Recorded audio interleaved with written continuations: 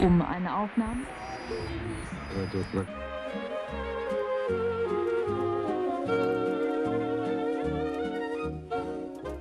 Welcome to Inside Arts Entrepreneurship, the Fireside Chat podcast. In each episode, we explore how creative work becomes sustainable work through honest conversations about art, business, and the systems that shape creative careers.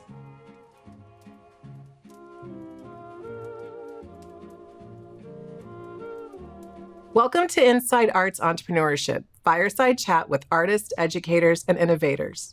Today, I'm excited to be joined by Karl Mundorff, Executive Director of Innovation and Entrepreneurship and Director of the OSU Advantage Accelerator. Karl, thank you so much for joining us today. Happy to be here. In this conversation, we'll talk with Karl about how he came to this work, how he defines entrepreneurship, and what it all means for people working in the arts and creative fields, especially those who may not immediately see themselves as entrepreneurs, but might already be doing entrepreneurial work. So to get us started, Karl, can you tell us a bit about your background and what drew you into the world of entrepreneurship and innovation in the first place? Sure. So I've always been, there's a statement of, are entrepreneurs made or are they born? And I think it's a combination of both. However, for me, it was something that was kind of innate in my personality from a very early age. Like I would buy bulk candy at the grocery store, break it down into small packs, and then sell it on a sheet of plywood on 2x4s to the neighborhood kids. So been doing this kind of stuff for a long time. It is a learned trait, though. If you, like any skill, if you practice, you'll get better at it. And I've seen people who never thought of themselves as being entrepreneurial be flourishing entrepreneurs over time. Mm-hmm. Yeah, that's a really good point, because I think a lot of artists and those that are in the creative fields may not recognize that they have entrepreneurial skills, which is why we're talking with you today, so we can make these connections. Is there another word that creatives could think of if they don't feel yet that they're drawn to entrepreneur and thinking about this? Yeah, like we say, a lot of people feel like they're imposters if they think of themselves as an entrepreneur. So another thing that creatives are absolutely are innovators. And to use innovation, that's that differentiated filtering that you're able to do to accomplish is a synonym for entrepreneur, but maybe just an easier term to get your head around and identify yourself in that realm. Okay, so innovator equals entrepreneur. In a lot of ways, I would say entrepreneur is maybe an extension of an innovator, but an innovator is a great place to start. I like that. Okay. So when you hear the word entrepreneurship, people likely think of startups or tech companies, but how would you define entrepreneurship? It's a mindset, and it's about thinking, it's connecting dots that people don't see those connections yet, which creates opportunity for you to do that and create a differentiated position in a market or a technology space or a business area. Mm-hmm. So what do you see as one of the biggest misconceptions about entrepreneurship? Probably that if you're an entrepreneur, you're Bill Gates, you're Jeff Bezos, you're, all the names that you hear in the media, where people can act entrepreneurially in things as mundane as janitorial services. And so, again, it's a mindset, it's a way of thinking, and it's not, you don't even have to pursue it to the end game of a Bezos. You can pursue it to whatever level fits your needs. Mm-hmm. And that word can seem very intimidating. Absolutely. And so this is definitely a place, I think, with specifically artists and creatives, this understanding that entrepreneurship is a mindset. Yep. All right. So from your vantage point, so what skills and or mindsets, like you mentioned, matter most for entrepreneurs right now, so regardless of industry? Yeah. So you've got to be open and be a filter. So again, kind of that entrepreneurial mindset is seeing patterns in things that others don't necessarily see. So a technology you may work with in a field or have experience or background in a field when you see there's an application in another field, you're able to make that tie between the two and say, oh, that technology over there applies over here. And so that openness, lots of filtering of information, because patterns don't come until you filtered a lot of information. Yeah, yeah. And then recognizing those patterns. And again, these are some of the skills that you can develop over time. One exercise in that is an ideation exercise. And so you just think about a problem that you've come across, whether it's in your personal life or your business life or your work life or student life. Yeah. And you think about, well, there's got to be a better way, right? And so let's just sketch out what those ideas could be. And no idea is a bad idea. No, because you want the creative juices to continue to flow, because it may not be the second idea that you come up with. It might be the 10th idea. But if you shut yourself down at the second idea, you'll never have evolved to that 10th idea. So you can have, in this case with artists and creatives, a skill that they have been refining and working on that they might want to learn how to bring to market. Yep. But it's still valuable to see how you are addressing a problem. Always have to address a problem. And then that problem has to be something that multiple people have or businesses have. But at the end of the day, it's people that make the decisions to buy a new product or service. And so that ideation activity is one thing. Maybe even before that, when you identified a problem, you try to put your arms around how big of a problem is this? How many people have this problem? Are they trying to solve that problem already today? And what are their solutions that they're using that are not as superior as what you could potentially do? Like what are the holes? Like MP3 players, when they first came out, didn't have any storage, quality was bad, even access to the music itself was difficult. And so Apple kind of thought through all those issues, and when they brought out their end-to-end solution with the iPod, they were able to dominate a market. Okay.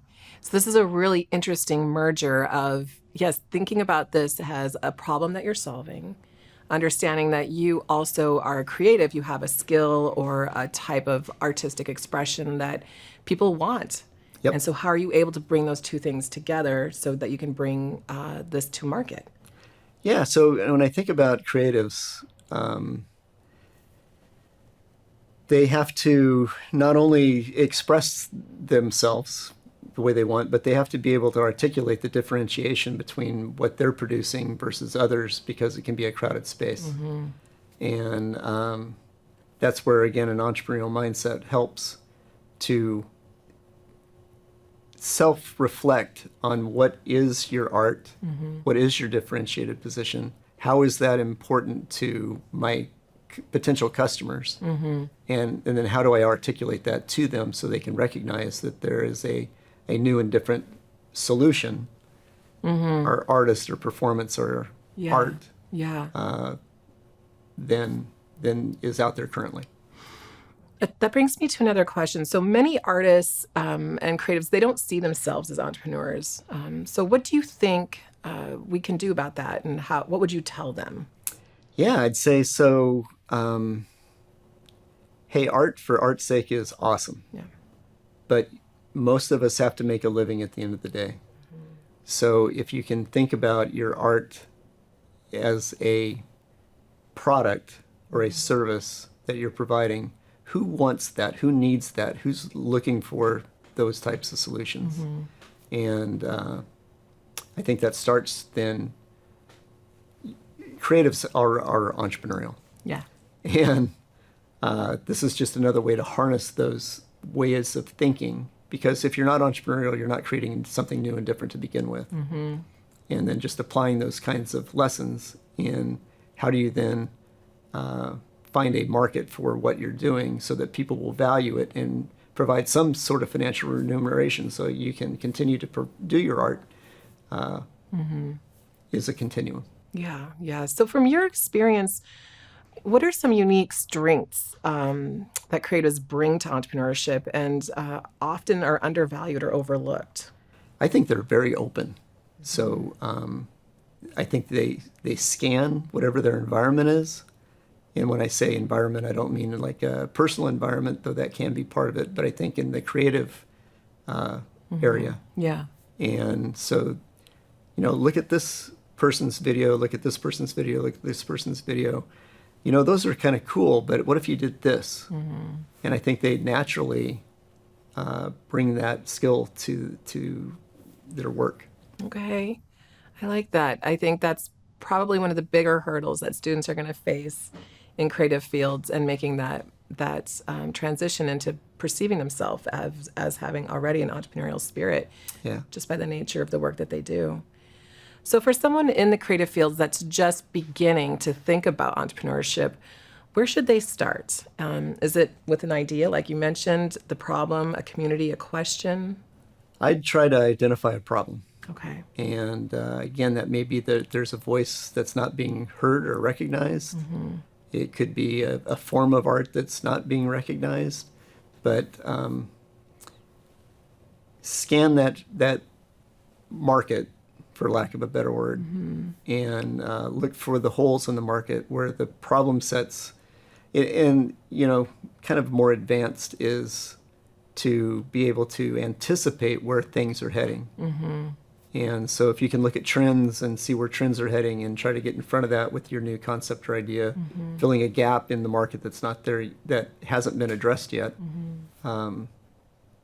should stand you in pretty good stead to get started in your entrepreneurial journey. Not just your artistic journey, but hopefully making some sort of business out of that. Yeah. And business, scares a lot of artists. Right. You're selling out to the man. Right. Yes. This is a thought. But everybody's got to eat. Yeah. And if you want to be able to perpetuate your art, have a career in art, you have to figure out a way to finance that. And the entrepreneurial world is really starting with the problem. Yep. Finding a problem. Yep. Okay. So how important is it in understanding the broader ecosystem, like funding, institutions, platforms, and relationships when developing as a creative venture? Yeah. So funding is always important because it's hard to organically grow an opportunity. Some businesses do that, but it typically provides slower growth in a rapidly changing market like art is typically. If you hit on something that is hot, you're not going to generate enough sales to grow the organization organically, and you need an influx of capital from some form to grow that opportunity and stay on top of it as quick as and as long as you can. Yeah. So, getting into an accelerator program like at Oregon State University, or there are actually right now in the state of Oregon, there's probably more accelerators and incubators than there's ever been. So, Okay. It's good to know. and throughout the state. So there's resources available that would help you start developing your entrepreneurial thinking in a more organized manner that will lead to the point where you have to start thinking about, you will need to start thinking about how do you finance this opportunity. And let's back that up. You've identified a problem. You decide that there is an opportunity there. So what's this going to take to get that opportunity started? So maybe it's production equipment, but we're going to put it under a bucket of startup costs. What's it going to take to be able to do my art and maybe even publish that art or some sort of channel to your customer? What is that going to be? Yeah. And what are those costs involved? And then once you've got that kind of figured out, that is an ask that maybe you can finance or some friends and family can help finance. But then there's also, you need to figure out what your business model is. Again, scary word, business model. Yeah. But how are you going to, what can you charge, and how are you going to accept payment? And eventually, the revenues from your art have to make it so that your business is profitable and hopefully pay back that initial investment of wherever that came from for whoever provided that. And so for artists, do they typically that go into entrepreneurship, are they looking at going the routes of investors, angel investors, grants, nonprofits, art residencies? Yeah, so financial investment from professional investors like venture groups or angel groups and stuff is very difficult in the arts because of the perceived lack of return. So grant opportunities, friends and family, I think those are probably two of the fellowships. Yeah. Would be three areas that would be of significant importance. So, for some creative entrepreneurs that they've identified a problem, they're addressing that, and they're really focused on creating a brand, like the brand identity around the art or the Yeah. work that they're doing. Does that give them a leg up? So what brand does is it's product line extension. So you have a product and it's successful. And if you think of Apple, Apple is a brand. They have product lines underneath it, right? Right. Yeah. And then it becomes much easier to introduce a new product or service under the brand because people are comfortable and have identified that brand as something that they're okay with. You know, if Apple says we've got a new product, you're going to pay attention just because it's Apple who said they have a new product, right? Right. Yeah. So that's hopefully that's what you're able to establish, and at some point, which may be antithesis to artists, is that sometimes the brand becomes the value Right. rather than the products themselves. Interesting. You know, I think of, we'll say like the Cartoon Network, right? So you've got Yeah. a lot of these animated shows and how that brand of the show then creates all these products, like you're saying. So you have tangible items that represent the creative work of that cartoon. And the reason to have that brand as a placeholder for all these new products and services is because it is so hard to break into a market and be recognized. Yeah. And so once you've done that, how do you enhance it so that you can introduce those new products without having to start from scratch to a new audience to introduce who you are and what you're up to? Right. Yeah. Right.